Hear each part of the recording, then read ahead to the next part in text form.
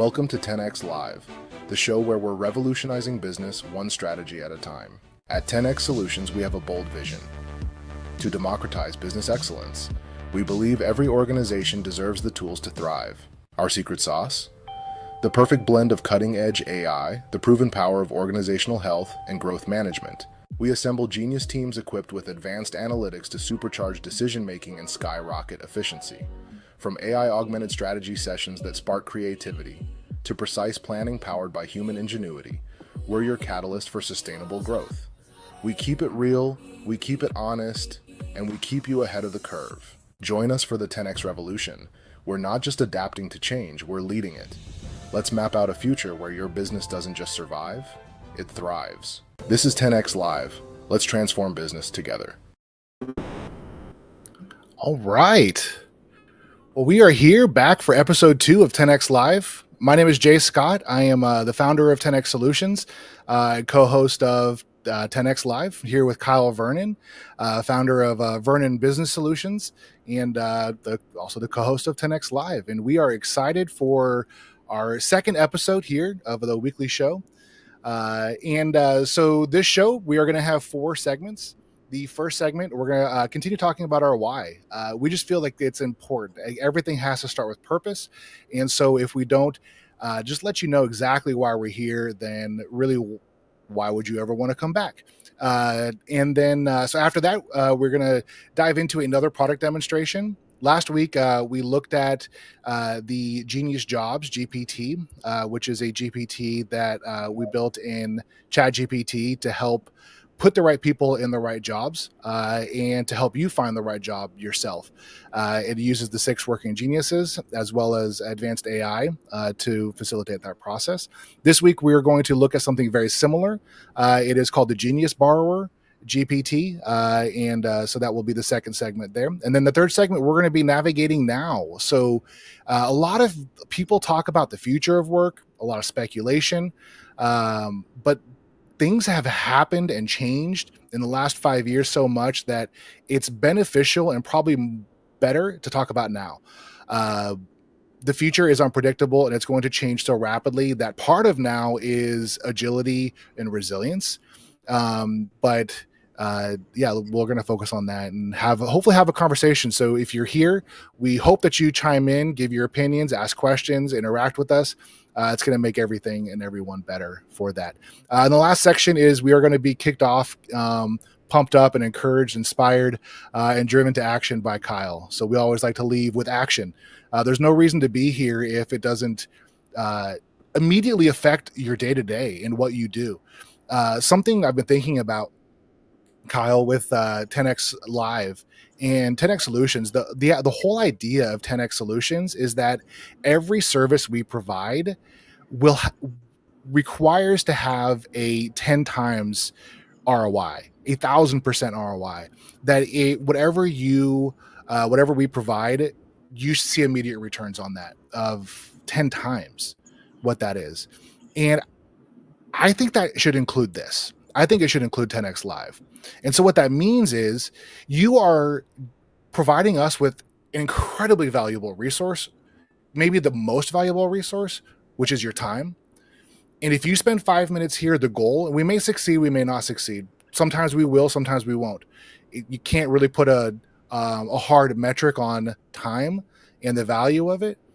But the goal is if you spend 5 minutes here, that today you will be able to save 50 minutes in your work. If you watch for the whole hour, that this week you will be able to save 10 hours in your life and in what you do, in the next time. So that all of the time you spend here is valuable, that it gets immediately repaid back to you.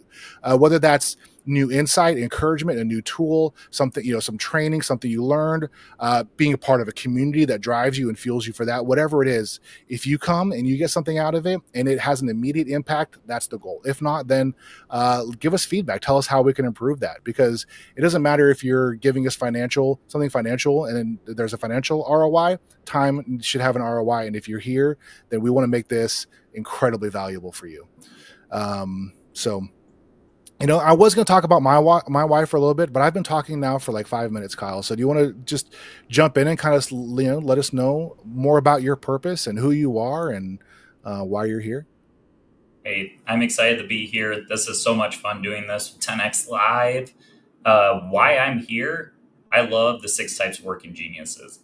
Changed my life. Everybody says that, right? But once you talked about 10 times the return that we have from this, I feel like that the six types of working genius is just that. It's something you can implement immediately. It's an immediate aha moment. It's something that you learn it, you implement it, and you start executing same day, mapping your teams out, knowing how others work, changing your conversations really with ease. But it's got a lot of depth and width, and that's one of the biggest reasons why I'm here today. I was in the corporate culture.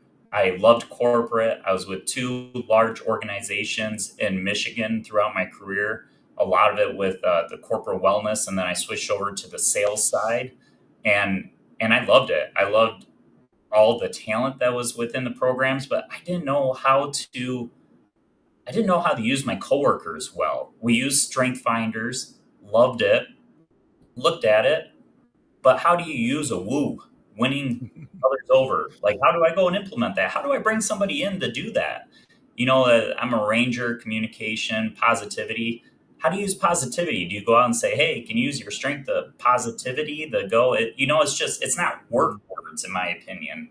It's a great personal tool, but I don't know that it's something that I can go in and implement. So the reason I'm here is that I feel like I have this uh, this arrow in my quiver that's going to really change, revolutionize the industry of work and how we do things. And whether it's a small business or large business, there's a place for it.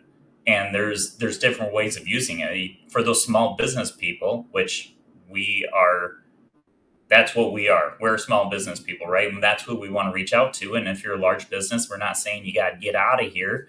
We love to have you too, but we need to, and we'll get into this later, but we need help knowing what we're missing, what we're not doing well. And there's certain parts of work that just absolutely drain us. And so I'm here because I'm passionate about helping others. And I feel like the more that I can get this tool out, more debriefs I can do, the more assessments, they're $25 people, the more people that go out there and do those, we'll have a great opportunity for really helping others get work done in a way that they love. And I think that's what we're starting to see, is that people need to love their work, because the benefits they aren't what they used to be. People don't care about the company picnics. They want to like their work and they want to get paid differently. And one of the ways you can pay them is by giving them work that they love. And so that's why I'm here. I think I got something great for us to use, and that's my biggest why. I want to help you guys, and that's why we're here, Jay, because Yeah. we're borrowing geniuses, Yeah. helping each other out here. Yeah, I mean, exactly. The six working geniuses too. So if you are tuning in and you're not exactly familiar what that is, one of the things Kyle's talking about with that is it helps us understand what type of work we get joy and energy from. And so what that allows us to do is also understand what type of work drains us. Yeah. And instead of trying to fill the gaps in ourselves in the areas that drain us, uh, it's helpful to have a team where other people they have different strengths. We call them geniuses. They have different geniuses that supplement and create synergy within a team to accomplish more. And so it's this beautiful synergy of increased productivity for the employer and increased engagement and psychological safety and enjoyment, energy, satisfaction for the individual. Uh, Tell me another tool that does that, and I'll help you start a show. Yeah. Because It's not about just I want to know about it. right. It's not about having a job anymore, right? Like, people want to have more than that. We're spending more time at our job than we are with our family. People say go out and do something that you love. That's harder than it sounds. But something that's simple is finding the types of work within a job, within a company, that you really love to do. And that's where your passion can really hit and fill the gaps. That's where you can get a lot of enjoyment. It doesn't matter if you're selling Nabisco crackers or you're solving world hunger. There's parts of those jobs that you love and will frustrate you. And if you can find the parts of the job that you really love, you're going to be really great at them, and it's going to give you passion, enjoyment, energy, and just a better cohesion of inclusion at work with your coworkers. It's an amazing tool. Yeah, and as an employer, it's equally game changing. Yeah, it is. Absolutely. Yeah. So in my purpose really boils down to what I think is the mission of 10x Solutions, which is to democratize business excellence. And so kind of a breakdown of what that means is, democratize, it can mean a lot of things. What I mean by it now is to make available to everyone, to make accessible for everyone. And I'm talking globally. I live in California, I live in the United States, but this technology does not have borders. AI technologies, the 6 types of working genius, those types of tools do not have borders. And there's a lot of money left on the table by micro, small, medium enterprises that with a little tuning, a little bit of accountability training, and some technical know-how and drive, it's not hard for a struggling organization to turn it around, and it's not hard for a organization that's doing well to completely just blow out their competitors.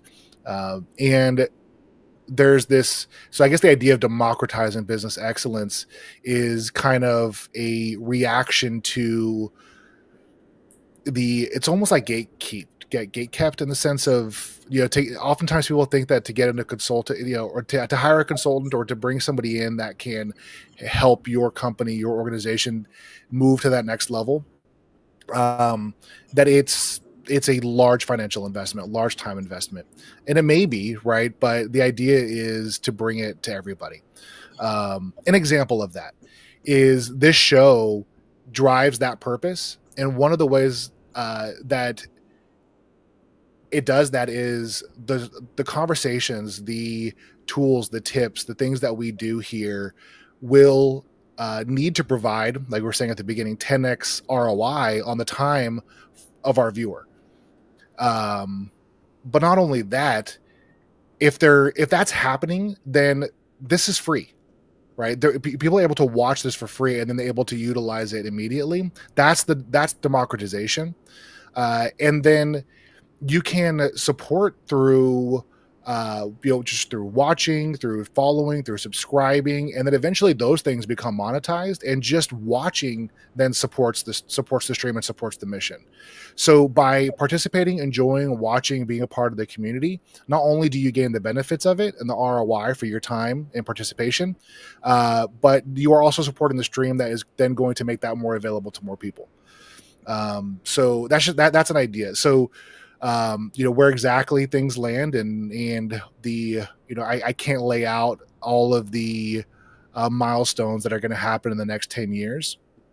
But I can tell you that we are going to fight every day to democratize business excellence. We are going to continue to innovate and come up with solutions like we're about to show. And we are going to continue to provide support and services to small organizations, other consultants, providing these sorts of things. Actually, most of my clients right now are other consultants who are able to use these tools to increase their value and drive value for their customers. And so driving business excellence that way. And so, yeah, that's the purpose. Yeah, you gave me a great analogy just before we step into the presentation here. But, things used to be behind closed doors. Like we couldn't see the layouts. We couldn't see the way that I think one of the major corporations, Grand Rapids, Michigan, it was high walls with just itty bitty glass up top, right? Because they don't want to see how your conveyor belts are working, what your machines are doing, and how your people are dressed. But that's not how this is anymore. Like we can go and find the algorithms. We can find the outlines of how people do business strategy. And it's not just the high level, here's the outline of how we do it. We're finding out the guts and getting in and doing that. Every coach wants to win a championship. Like that goes without being stated. What people always want to know is how they're going to do it. And I think that's where we're coming with this information, Jay. I don't know if that's the right analogy, but I feel like you've kind of discussed that in the past and where I've landed on my aha moment with, AI is awesome. This Yep. is, we got to do it. Yeah. Well, and thanks for saying that too, because it reminds me of a good way to articulate the purpose, right? And one of the things that we talk about a lot is artificial intelligence and organizational health. We talk about the 6 types of working genius, which is a component of organizational health. But one of the kind of the bigger realm of things is artificial intelligence, organizational health, and there is a book by Patrick Lencioni. It's called The Advantage, and he lays out kind of the definitions for organizational health, as well as a very practical guide on how to achieve it within your organization. The book, the subtitle is "Why Organizational Health Trumps Everything Else in Business." And the reason he gives is that because of the availability of information, the competitive advantages that used to exist are being broken down every day because of technology. And just like you said, I can know because of the availability of information, I can access how the best practices of how to do things that used to be kept under lock and key. Yeah. So then with actual real world experience, practical leadership training, a lot of these other things, then those sorts of tools become super powered for people. I guess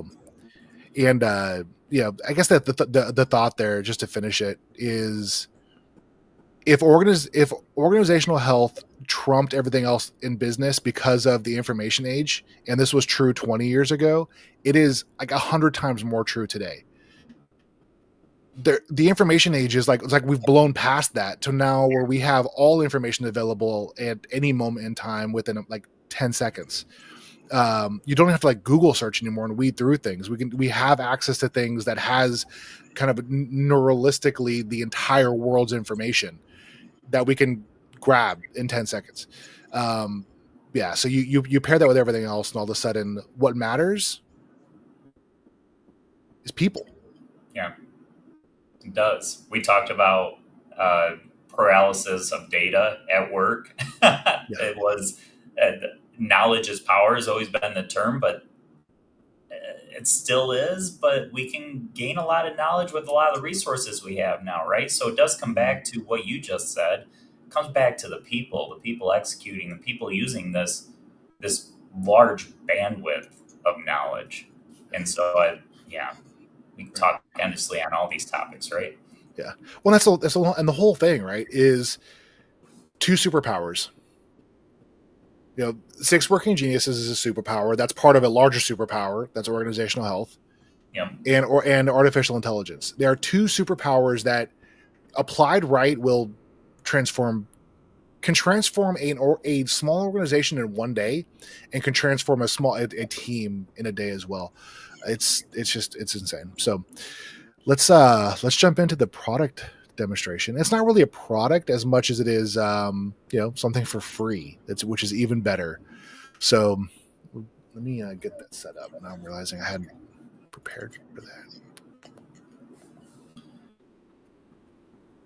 Yeah, Stacy, early on LinkedIn, thanks for hopping on with us on this live stream. Stacy, she'd mentioned, yes, understanding how to use your gifts in work. Just reiterating the 6 types of working genius. She's a fellow facilitator, and again, this live stream, this virtual work environment we have, I've built so much more networking in this day and age than I could have ever. I think of my dad as a construction worker. He was so limited. But this, I can sit down and have a conversation from Michigan to my main man Jay here on this live stream here. Yeah. What a world we live in. It's awesome. Yeah. Yeah. Geopolitical lines are disappearing. They are. It's crazy. All right. So let's jump into this. So Kyle, you want to tell us a little bit about the idea of genius borrowing and why that's significant? We all need it. I'll start with that. We all need the borrowed geniuses, because guess what? There's 6 of them, and only 2 of them are going to give you joy and energy. And that's the biggest portion of what we need to know. And maybe the second biggest, the 1A point, the 1B point here would be the frustrations and knowing what's going to drain you. because when we work within our geniuses, there's 6 of them. There's wonder, invention, discernment, galvanizing, enablement, and tenacity. So that's the way in which we get work done, projects done. That's kind of top level to bottom level. There's only 2 of those 6 that you are going to fill you up each time. But there's 2 at the bottom you're not going to like. It's going to drain you. It's going to frustrate you. It overwhelms you. I was just talking to my wife, invention's mine. It absolutely overwhelms me when I have to come up with something creative on the fly. You give me a whiteboard and I freeze. You give Jay a whiteboard and he starts drawing. He doesn't even know what the topic is, but he's ready to go. It might be a mess, but it's going to be filled. He's going, and I'm drawing circles that turn into a smiley face, and I'm done. Creative talent's ended. And so the genius borrowing, if you're on a team of 6 and you're missing one of those, you may have to consider borrowing a genius somehow. So what that is you got to find somebody that gets joy and energy that this comes naturally to, whether they know it or not. I didn't know it. I didn't know galvanizing was even a talent. I just knew that I enjoyed talking to people and encouraging them to go, because I think everybody has a lot higher ceiling than they're reaching for. But apparently, according to Patrick Lencioni, this is a gift. This is a genius of mine. And I've started to utilize it in this job. I utilize it at home with my family, with coaching, all of that. And so something we're doing here, something Jay and I have done, is that he's borrowing some of my geniuses, because my galvanizing is a frustration for him. And so we thought this would be a perfect pairing for us to get on here. And at times when we meet offline, my goal is to give him some energy. I give some galvanizing. I help to lift him up and keep him going, because his ideas are wide, deep, long, robust, and fun, and they need to get out there. But at times it can be hard to get that point across, right, Jay? And so organizations need this. If you're hiring people that are like you, they probably have the same genius, and then you're going to be a little bit depleted and eventually obsolete or falling behind others that are already using this technology. Yeah, and with the genius borrowing, that's a great point. That is how we started connecting. So, like Kyle mentioned, we're a part of a really kind of cool small group of working genius facilitators, and one of the ideas that we had was, hey, let's just talk every once in a while. Yeah. That way, you can borrow my geniuses. If you need help wondering and inventing, then let's have that conversation. Maybe I can help spark some things or get things going for you. And I need to be motivated. My frustrations are galvanizing and tenacity. So I love coming up with ideas. I struggle getting them off the ground and getting them moving. Yeah. And so having somebody who's a galvanizer helps that, right? Like, I'm not going to pretend and say, yeah, I know how to galvanize, because I don't. It is a frustration. Or if I'm forced to, it's awkward for me. I feel like I'm manipulating or lying. Like, it's weird. Like, I overthink it. It's just not something that I will ever want to do. And so that's a weakness for me.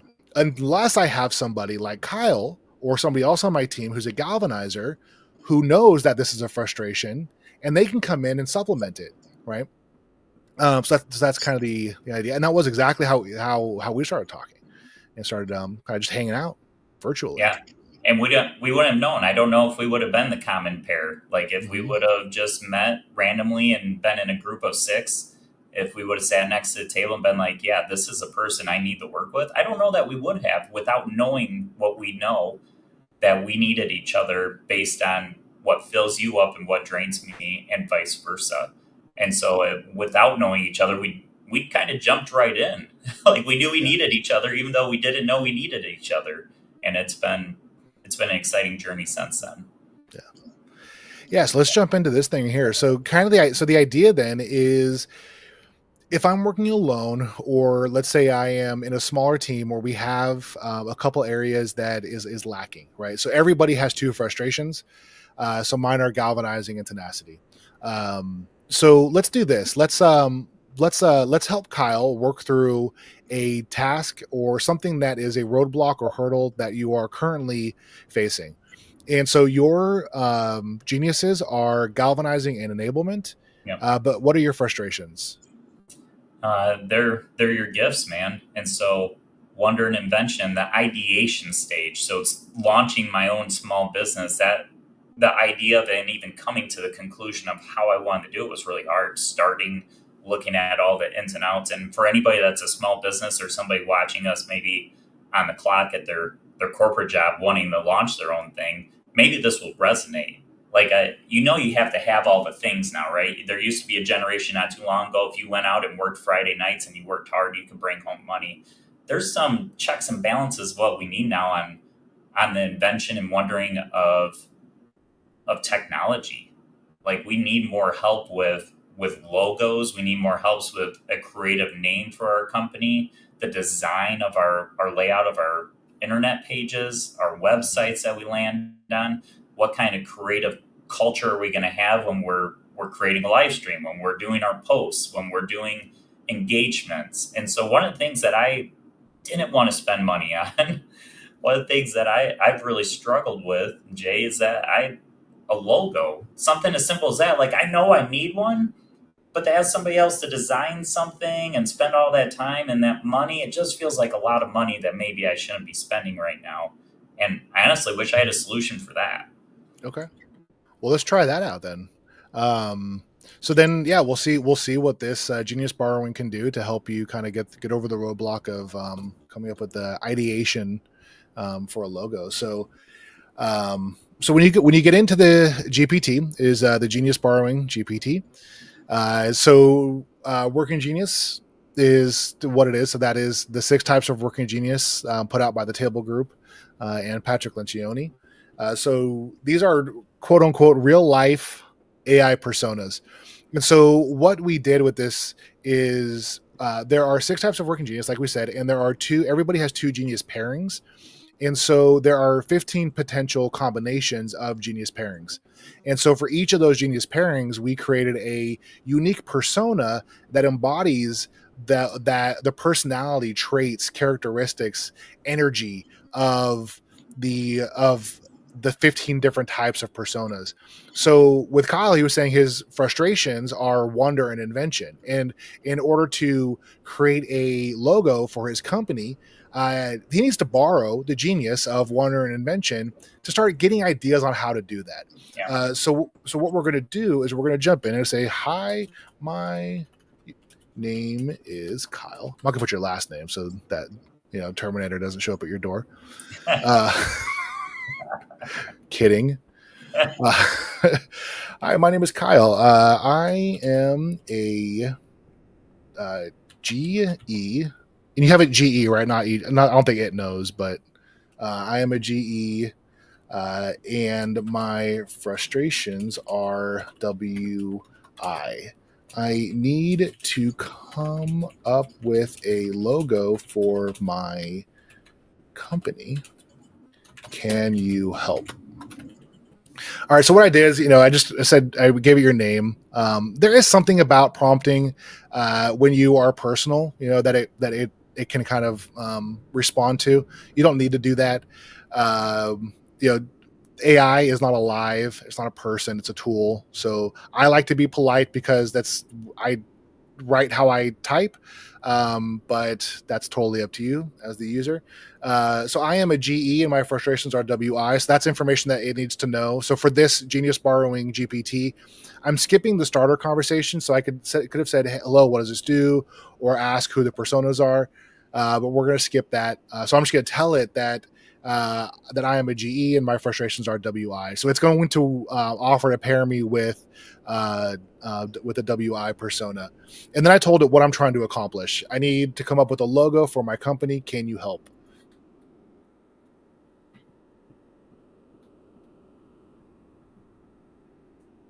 Hi, Kyle. See, it's already so friendly. With galvanizing, and that's intentional. That's built into the back end to be encouraging. Hi, Kyle. With galvanizing and enablement as your strengths, you are fantastic at rallying people and providing the support needed to get things done. However, wonder and invention are your frustrations, which means you might find the initial stages of coming up with new ideas challenging and draining. For a creative task like designing a logo, you might benefit from a persona who excels in wonder and invention. How about we bring in Ida Wright? You see it's IW. The persona with wonder and invention pairing. She's a free-spirited dreamer with boundless imagination and curiosity, perfect for generating novel ideas and exploring unconventional possibilities. So now this is Ida talking to you, Kyle. And she says, "Hi, Kyle. I'm Ida, and I'm thrilled to help you brainstorm ideas for your company's logo. Logos are such a fun and important aspect of your brand. They're like the face of your company. First, let's dive into some thought-provoking questions to get those creative juices flowing. What is the core message or value you want your company to convey? Who is your target audience, and what kind of vibe do you want to resonate with them? Are there any symbols, shapes, or colors that you feel strongly about, either positively or negatively?" So we're not going to go through this all. This is the full demonstration, and I'm going to let Kyle play with this. I'll put the link in and let Kyle play with this, but you can see where this is going. Yeah, and it might take another 20 minutes to like answer the questions and think through it yourself and work through the process. But one of the cool things about this is it has DALL-E 3, which is text to image generation. So it may actually be able to create your logo for you at the end of the process. Man, actually do it for you. Yeah. And the first stage of work is ideation. And that's exactly what this is, right? With providing my frustrations, it started working and knowing the 6 types of working genius. It just started with a really simple task of asking the right questions to help me collect my thoughts on what I want to do. Because a lot of times, I went through some of those dances with trying to figure out the logos, and they're like, well, what's your company about? They go through a lot of the basic that you'd expect to ask, but it doesn't drive that creativity. Like, that's what I love about AI. That's what I love about this tool, is that it provides much better questions, but we have to ask the right questions. We have to get the juices flowing in order for them to provide us with the thought-provoking questions that help get us to the logo that I didn't even know that I needed or what I wanted. Like, I can't wait to see what it spits out, actually. Yeah.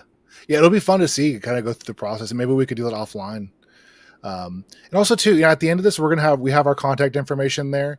And for stuff like this, because we're not going to do like a full blown demonstration on this, just get in touch with me. I'll have the link in chat, but if you get in there and try it and it doesn't work out exactly like you feel like it should from watching this, reach out to me and let's, explore how to get it to do what you need to do, or just solve the problem that you need to solve. Like I said too, Kyle and I are part of a larger network of facilitators. So even if it's not related to this product or using this, any questions related to the 6 types of working genius, we are here to help. So yeah, I think it's incredible. And you see, so there's a lot of stuff in the back end that allows it to do this. So there is the creation of all the 15 personas with the description of their characteristics, how they're supposed to engage. There's a lot of information on it. A lot of this is cool, but it would be worthless if it didn't drive results, right? Like, we're talking about business. We're not talking about just feeling good. And we're learning as a society, as a globe, and maybe even as a species, really the value of in having a workplace that people are valued and cared for and safe. And we need that in the 6 working geniuses, but it's the synergy of it, right? If this is going to drive bottom line results for your organization, it's going to get more work done, increase productivity.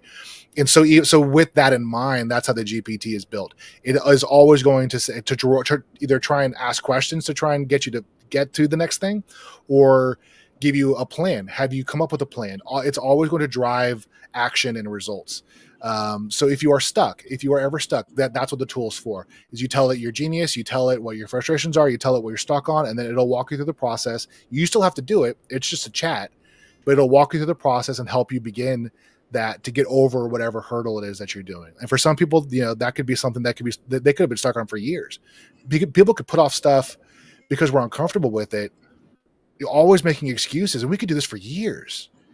And okay, you sit down. Okay, now I finally want to address this. Here's my challenge. Here's my geniuses. Here's my frustrations. Let's come up with a plan, and there you go. Well, So and it's even pretty if it's a powerful. priority, if it's not something that fills you up or gives you joy, you're not naturally going to go to it. Like I Hmm. naturally put off things that are going to suck energy out of me because I know it will take a long time. It will be really hard, really difficult. And so of course I'm going to avoid that. And I'd say that's where the workplace has evolved a lot. Like we used to be work on your weakness. Like Hmm. if you find that weakness, how do you overcome it? The old questions within interview process of like turn your weakness into your strengths, right?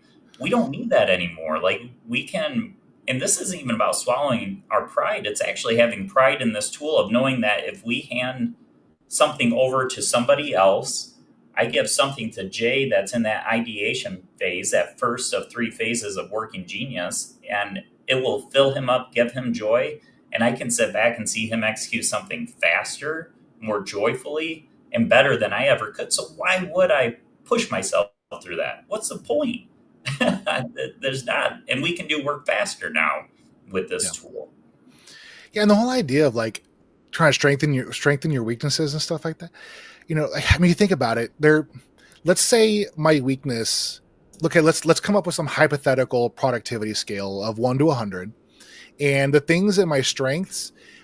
Let's say I can naturally do them at 70%, right? And the things in my weaknesses, let's say I can naturally do them at 20%. Yeah. And if I focus the same amount of energy in my weakness, I can probably get that from 20% to 25%. Hmm. If I focus on my strength, I can probably get it from 70 to 90%. Right. Right. So, in the same amount of energy, why am I going to do something that's going to frustrate me and drive me crazy for only a 5% gain when I could do something that gives me joy and energy for the big gain? Right. So, don't focus on you. I mean, be aware of them, supplement them, borrow from other people in the areas where you're weak, but focus on your strengths and drive into them. Yeah. Well, I mean, and think of a workplace scenario here. So you have somebody that loves spreadsheet, like data. They thrive on all the details. Do we really want that person to get up in front of the sales team and tell all of the details, to go through all their spreadsheets, how they got to these conclusions? Being in that sales world and just wanting to go, when I would get in those product meetings, I was in awe of what they did, and I was amazed at how they got there. But I got to the end of it and thought, how do I even implement? What am I even doing here? What is the purpose of that? So you don't want that person. Again, this is where genius borrowing happens. They do all that work. They love it. They're very proud of it. We acknowledge it. We thank them. And then you have a translator, right? You have somebody that takes it to that next step, and both people are then happy. And that's utilizing geniuses. That's borrowing geniuses right there, right within the Exactly. workplace, and going through each section of the model. And so Stacy on LinkedIn chimed in. She's like, "Me too. I always cut corners with my frustration." That's what we do. She is spot on. Yeah, When we have to work through a frustration, we are going to cut corners with that, exactly. and it doesn't make us want to do more work. And you talked about the percentages. Like there's a ceiling on your frustration. Maybe you tenacity people out there that love that. Maybe you can power through it and become really good at your frustrations because you just can't not. Because you're so tenacious. Yes, that you'll get through that. But for everybody else that doesn't have that tenacity to get through it, there's a ceiling on it. But I don't know, Jay, do you think there's a ceiling on our gifts, on our geniuses? I mean, probably, but who cares? It's got to be higher, right? Like Right. it. Well, and the ceiling is so far above the value line. And by that I mean, like, so at some point, if you take an assessment of yourself, we all add value in different ways, right? And so with wonder and invention, I add the most value through wonder and invention. So in a similar way, there's you reach a point in your skill set, your training, and your abilities, and your joy and energy and your drive where you are able to add value, right? And so companies wouldn't hire you if you weren't able to add value. You would not be able to make money in the society if you were not able to add value. So I think that's what I mean by the value line is like, I think the ceiling is so far above that you can continue to increase value almost indefinitely before you ever reach your ceiling. Is there a ceiling? Maybe. but I think that the existence of the ceiling should not deter anybody from, finding like the value line at the max value for yourself, which is always a moving target too, especially with technology. That was one of the big things I learned was like, if what I can accomplish, I could do what used to take me 300 hours, I can now do in 5. That's a shift in value. It's hard to get over that stat. And Yeah. if somebody says we're going to get up and tackle your frustrations today, or hey, we're going to utilize your geniuses, like which one do you roll out of bed skipping the work for? Exactly. If you know which ones are showing up, like yeah. I just this makes sense. And it doesn't mean that we don't do those things, but like Stacy said, we tend to cheat on those things first. We tend to let those things slide first, right? Not because we don't care about the company or the project or the team or the work, but that's just naturally we get so busy with so many things. Oftentimes things have to slip through the cracks. So what are the first things that are going to slip through the cracks for every single person? They're going to come from your frustrations. Yeah. You don't want to spend a lot of time there. It's just natural. We can't help it. We can't. We don't want to spend time at things that we don't really like. Yeah. And that's where this tool works. Yeah. So, well, let's move in. We know we only have like 10 minutes for the 30-minute segment, but let's just jump in. It's talking about navigating now. So, since we're short on time, I'll probably just share some stats and, I don't, if anybody is watching and has any thoughts too, or anything you've observed, kind of the question is, what is different now compared to 5 years ago? What has changed in the last 5 years as far as work? Any thoughts, Kyle? We're going to jump into some stats, but anything that you've noticed in the last 5 years that you think is significantly different, or maybe not, maybe it's subtle, and that you could say something that would be revealing for somebody. Well, the first thing I think about being in a large corporation, we always talk strategy. Like we got to have strategy. We have to have projections 1 year, 2 year, 3 years out. Like we forecast it out the 5 years. Well, recent years, that's all been blown up. Like forecasts started to be, okay, we have a 2 year. Nope. This is already so different. 1 year. All right. You know what? We're almost working month to month with our strategy now because the climate continuously changes. New data's coming out. Things are evolving drastically. And so that's my first thought, is that we have to be incredibly nimble.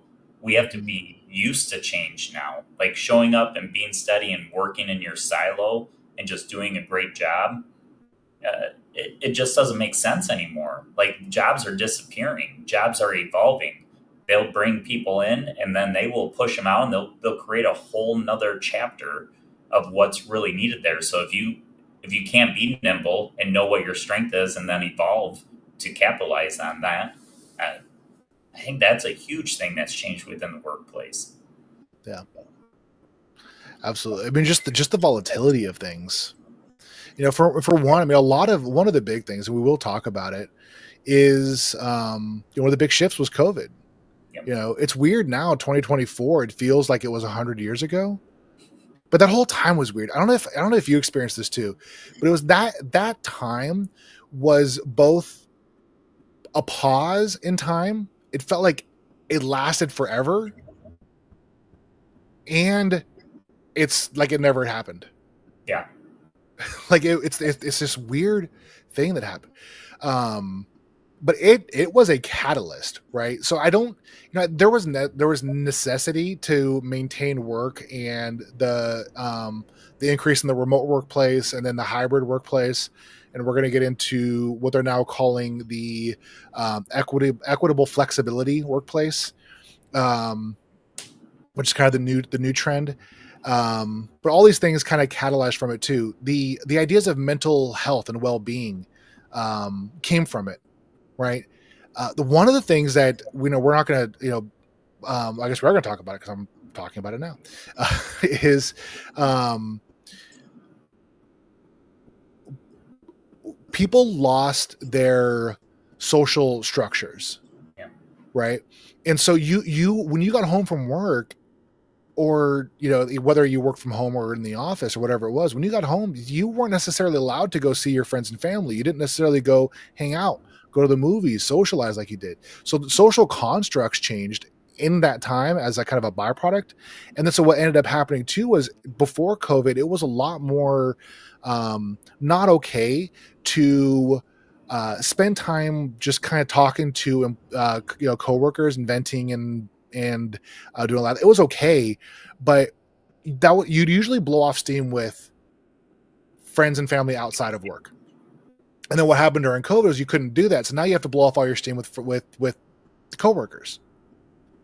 And then what ended up happening because of that, there were certain people that were more approachable than others, and so everybody would go to them. And then those people got really burnt out and started leaving the workplace in droves. So you ended up with like some of the most easy to talk to, friendly, happy, productive people in the workplace got so burnt out and frustrated, it didn't even know why. And it was just because a whole year everybody was coming to them with their stuff because they had nobody else to go to. That's just a little, but stuff like that kept happening.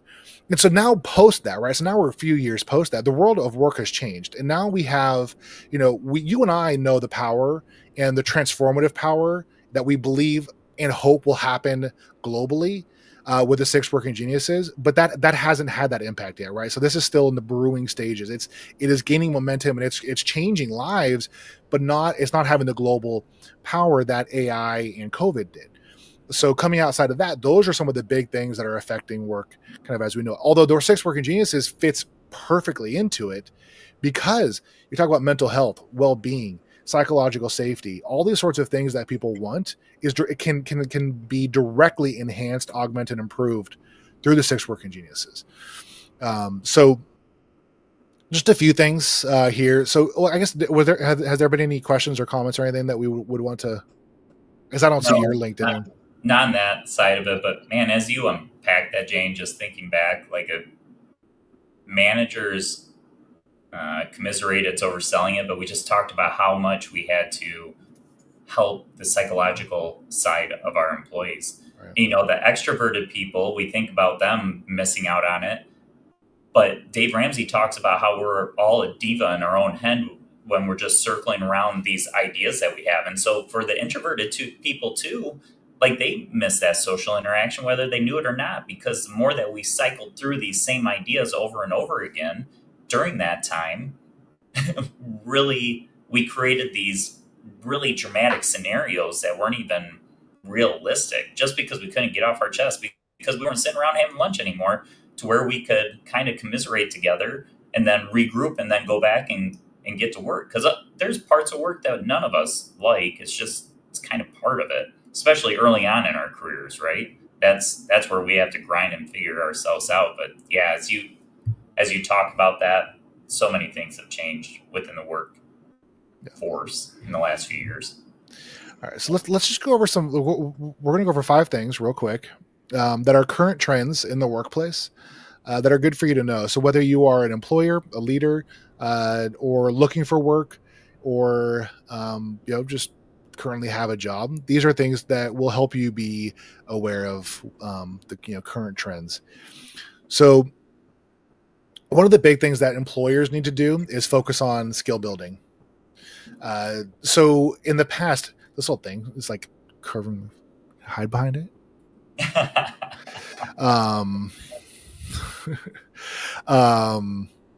So there's a couple things here. For like one of the big things people talk about with AI and the needs for AI in the workplace is upskilling, right? But it's more than that. Employees are going to be attracted to somewhere where they can grow and be recognized and rewarded for that growth and have dynamic opportunities for that. And so if you want to hire, retain, and motivate, drive your talent, then you need to start focusing on skill building and creating innovative skill building programs for that. The other one we talked about briefly, we mentioned, so there was there's been a shift. So before COVID, there was a little bit of work from home stuff. I remember in 2006, I worked for Blue Shield of California, and they were starting some remote work telecommuting stuff. So telecommuting has been around for a while, but as we all know, exploded during COVID and has kind of subsided since then. So there's a lot of return to office orders that companies are putting out for people. There's a lot of just kind of a lot of coming back to work, but then a lot of hybrid work as well. And so hybrid stuff a lot of times was like 2 days in the office, 3 days at home, or like every other day or something like that. But that's going away now more and more too. So there's I think the stat was like it went from 28%, 20% a year ago. 20% of all jobs posted on LinkedIn were fully remote. Now it's 8%. So even like fully remote jobs have decreased 20 to 8% in the last year. And so the idea of equitable flexibility means you go to the office, but if you want to work from home one day, work it out with your manager, talk with them. If you need to go to your doctor's office, it's easy to do that. You don't have to like go through all these processes. That there's a lot of flexibility. It's more about creating an equitable workplace where everybody is able to produce, get stuff done, get their job done, do what they have to do, but then they can go if they need to, take a longer lunch, do a little bit of have that flexibility. It's that equitable flexibility. So, and that's just the trend. So if you're shying away from hybrid work or remote work, this is probably a good opportunity for you. If you have questions about the productivity and effectiveness maybe of some of your hybrid and remote work, this is an opportunity. So if you're on either end of the spectrum, this is kind of where it's meeting currently. Yeah, and I just on that point briefly, the company I worked for, we had been doing that. We had been transitioning to doing that hybrid work. The thing that we found out though, so we thought that our training program was second to none. What we found out when we all went remote is that it wasn't as much about the training program as it was sitting with the other individuals doing the job and being able to have them as resources, listening to their conversations, having other people in the office. And so it made it really glaring because it was all trending that way, but it made it glaring that as you hire new people, and there's a lot of movement within the workforce right now, there's whether it's layoffs, new people trying to find jobs, moving around because they were laid off and trying to pay the bills and maybe they're not sticking with your company right now. The training portion of it and having those seniored individuals to help train in addition to that and sitting next and having the conversations, it was invaluable. And it made a lot of people feel valued. Like for somebody like me who naturally wants to be a coach, a mentor, somebody like that, I loved it when people were coming and asking me questions. It made me do my job better because it would fill me up. It'd fill my cup up helping somebody. I'd get on the phone faster versus being at home and just having the grind and figure it out on my own. So that is a very telling stat for me. Yeah, so the third major trend we're seeing right now is the need to elevate what they call 80% workers. And so what the 80% workers are the percentage of employees, generally speaking, do not sit at a computer every day. Right. So they're on the road, they're out, they're technicians, they're out, they're doing stuff, more labor, not necessarily at a computer. Or, like, fast food, service industry, 80% of jobs are not at a computer. And so the trend that we need for that's currently happening and that we need in the workplace is the elevation of them. And so the focusing on tools, so access, right? So tools and technologies that connect them with the company so that they understand what's going on with the company, that they have access to the training, all the resources that they need, and finding ways to provide that for them. And then also allowing them to operate with autonomy, right? Making sure that they have not autonomy even, but like it says, enablement.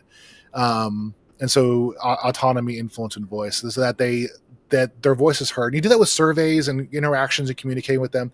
But we've got to get a hold of those people. The 80% of the workforce are struggling in this now new technology world and being a part of the whole. So through technology, find ways to bring them into the company, and then also make sure that they have a voice, that they understand that they have a voice. That they have some ability of autonomy, that they're able to share their opinions, improve the company, be a part of the bigger picture. The other one we talked about, you talked about this a lot, Kyle, before, was the idea of nimble resilience. And so the idea of resilience is, I still believe, the statistically the number one indicator of the profitability of a business is its resilience, is its ability to overcome hardship in a way that you come out stronger than when it started, right? That's kind of the idea of resilience. The idea of nimble resilience is being proactive in that, is that you're always seeking out what the next change is going to be, and you're ahead of it. You're kind of a change agent, being a proactive change agent. So instead of being a reactive, kind of a reactive resilience, it's a proactive resilience. You know change is happening, you know what's going to come, you're looking for the next thing, and you're constantly seeking to adapt. So that's the trend that this is going to mark a not only a successful leader but a successful organization. And then the last one from this is all from a Forbes article, which we'll put in the chats everywhere if we remember. But they're from Forbes. I didn't come up with these on my own. I'm not taking credit. But the idea of changing up change management. So the idea of changing up change management is, so change management used to kind of the old idea is that an organization, the leadership team of an organization would make a decision, and then they would just force that all the way through the organization, cascade that and communicate it, and just kind of just make it happen all the way down. Where now there is the need for communication, employee involvement throughout the process, not even just the decision making at that, but interacting with surveys, town halls, one-on-one conversation, getting them involved in the process from the very beginning, and then not necessarily changing or cascading through the organization in a hierarchical way. But one of the trends from another article I was reading that this kind of touches on is the importance of the middle manager. Like right now, middle managers are the leading force in organizations and organizational change, where it used to be the C-suite. So that's a trend that's happening, is that, and there's a couple things I can speculate on. For one, millennials, Gen Z tend to stay away from management. So now we have kind of this dual career ladder thing going on, where you can improve your ability, your KSA, your knowledge, skills, and abilities, and move up in an organization without having to take on leadership responsibility. And so the people who are stepping up in leadership need to have higher skills, more valuable, so they can drive and still create change and drive their organizations forward. So getting the right people into middle management and getting them fully trained, and they're the force drivers within organizations. That's a big trend. That's what this is largely talking about as well. With that, and I'm almost out of breath. I'm trying to get this done really quick because we only have like 2 minutes left, and I'm still looking forward to getting pumped up and fired up. So the last thing I'll say, one of the biggest changes that we've seen is the world is changing, and the business world is changing from valuing answers to valuing questions, and AI has been a big part of this. We used to brainstorm, now we question storm. We do both, really, right? But we ask better questions. We have to ask better questions. And this will help with your organization. This will help with your leadership, with your relationships, but then also with your prompting, with your use of the technologies. If you're able to ask better questions, you will get better responses from the technologies that are, disrupting the marketplace right now, which is generative AI. So can I breathe now? Yeah, let you take over. I mean, I'm fired up. You did great. I love those stats. I think I'll transition right into middle management. I come from that, and the biggest thing when I was laid off last year is that I was most sad not about losing my job, but knowing what was going to happen when the middle managers were going to have to acquire bigger teams. Like, our individual employees needed that help. They needed those translators. They needed the message to come down softer. They needed it to be able to have those individual conversations. And when you become one of many on a team, that's when it really starts to get bad. So I think there's a big problem right now that we're seeing in these layoffs of these middle managers. And I think there's an idea that maybe they're a dime a dozen. You know what? Maybe they were. But I think we're going to find out that there's a lot that were not, that were worth their weight in gold, that they could go and rally and keep help the morale that's falling out of these corporations. But the result is maybe there's a lot of us like me and like you, Jay, that stepped away and will create our own business, and small business will wind up thriving off of this change. But either way, we need these tools. We need AI. We need the 6 types of work in Genius, because when we work together, we get better. But we need to know how to work together to get better by it. And so I've loved our time today. We unpacked a lot. I can't wait to see everybody back here next week, same time, same place. Yeah. Yeah, and because I forgot, I'll try and never do this again and talk after you've ended it. But I forgot, and we're gonna do the outro. So I made an album. Yes, and I forgot to talk about it. We got to hear about it. Yeah, we got the 10X album, right? So going back to the Genius Borrowing things, we talked about having the 15 personas, right? The 15 Genius personas.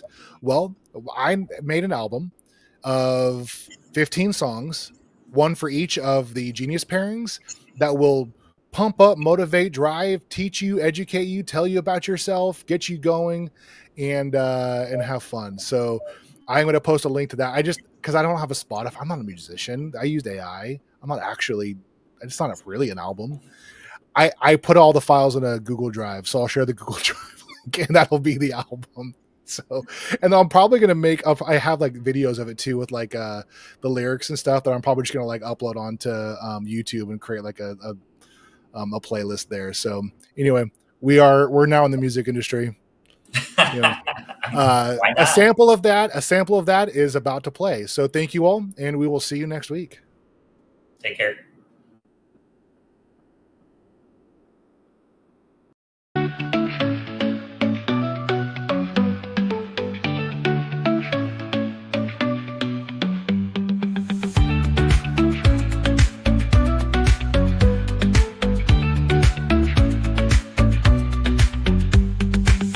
Imagination's canvas, colors yet unseen.